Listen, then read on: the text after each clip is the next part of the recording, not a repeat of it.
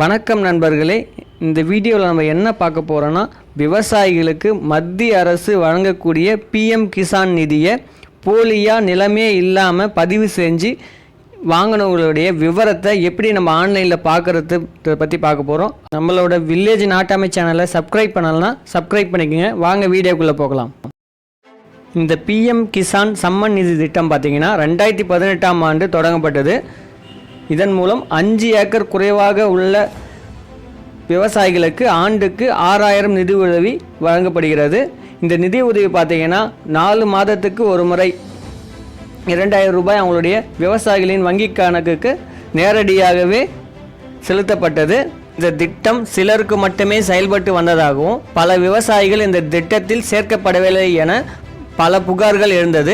அதையடுத்து வருவாய்த்துறை அதிகாரிகள் பயனாளிகளை தேர்ந்தெடுப்பதற்கு பதிலாக மாவட்ட வட்டார அளவிலான வேளாண் துறை அதிகாரிக்கு பயனாளிகளை தேர்வு செய்யலாம் என விதிமுறை திருத்தப்பட்டது.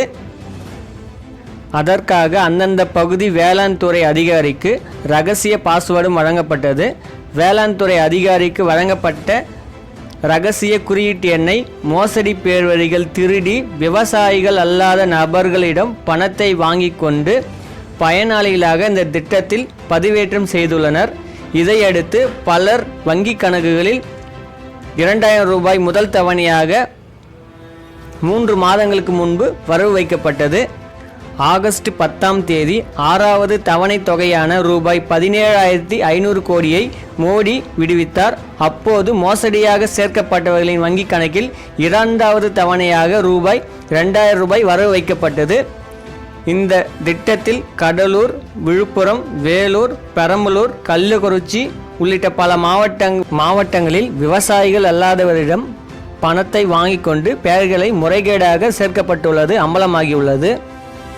குறிப்பாக கடலூர் மாவட்டத்தில் கடந்த சில 3 மாதங்களாக 60,000க்கும் மேற்பட்ட புதிய பயனாளர்கள் சேர்க்கப்பட்டு அவர்களுக்கு முதல் தவணை வங்கிக்கு வரவு வைக்கப்பட்டதாக பல புகார்கள் எழுந்ததைத் தொடர்ந்து இந்த திட்டத்தின் முறைகேடு குறித்து மாவட்ட ஆட்சியர்களுடன் வேளாண் துறை ககன் தீப் சிங் பேடி ஆலோசனை செய்தார்.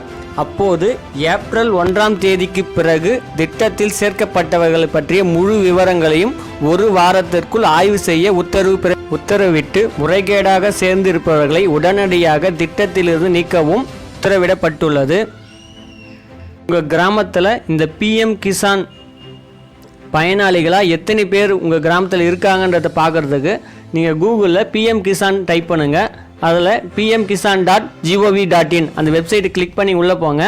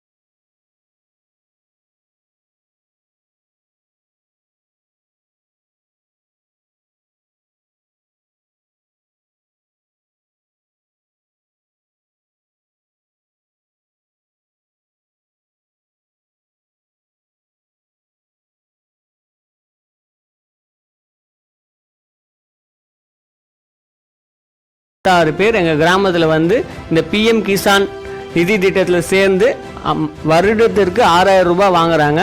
இதில் பார்த்தீங்கன்னா எங்கள் கிராமத்தில் அதிகபட்சமாக ஒரு 1000 பேர் விவசாய குடும்பம் இருப்பாங்க. ஆனால் இதில் பார்த்தீங்கன்னா 1006 பேர் காமிக்குது. இதில் பார்த்தீங்கன்னா புதிதாக ஒரு 200 பேர் சேர்த்துருக்காங்க. அவங்க வந்து உண்மையான விவசாயிகளா இல்லையான்னு சொல்லிட்டு வேளாண் துறை அதிகாரிக்கு தான் தெரியும். யார் யார் விவசாய நிலம் இல்லாமல் இந்த திட்டத்தில் சேர்ந்துருந்தாலும் அரசு வந்து தக்க நடவடிக்கை எடுத்து அவங்கள வந்து இந்த திட்டத்திலேருந்து நீக்கிடுவாங்க. இந்த நேம் லிஸ்ட்டில் பார்த்தீங்கன்னா விவசாயமே நிலமே இல்லாதவங்களும் இந்த திட்டத்தில் இருந்தாங்கன்னா நீங்கள் நேரடியாக வேளாண் துறை அதிகாரியை சென்று முறையிடலாம்.